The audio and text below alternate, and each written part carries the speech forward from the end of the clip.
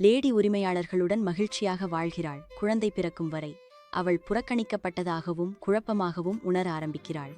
வீட்டை கவனிக்க சாரா வரும்போது அவளது தொல்லை செய்யும் பூனைகள் சை மற்றும் ஆம் ஆகியோரை கொண்டு வருகிறாள்.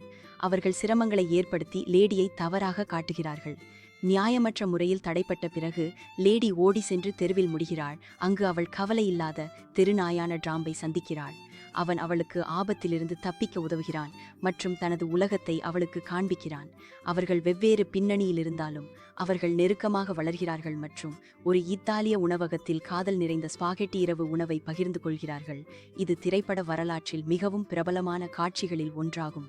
ஆனால் லேடி நாய்களை பிடிப்பவரால் பிடிக்கப்படும் போது அவர்களது உறவு சோதனைக்கு உட்படுகிறது.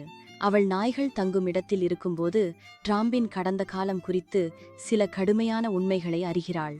இறுதியில் டிராம்ப் தனது விசுவாசத்தை நிரூபிக்க ஒரு எலி தாக்குதலிலிருந்து குழந்தையை காப்பாற்ற உதவுகிறான். இதற்காக தனது உயிரையே ஆபத்தில் இட்டுக் கொள்கிறான். இறுதியில் லேடியின் உரிமையாளர்கள் உண்மையை உணர்கிறார்கள். டிராம்பை தங்கள் குடும்பத்தில் இணைத்து அவனை ஒரு அன்பான வீட்டு நாயாக மாற்றுகிறார்கள். திரைப்படம் டிராம்பும் லேடியும் தங்களது குடும்பத்தை வளர்த்து கொண்டிருப்பதை காட்டி முடிகிறது.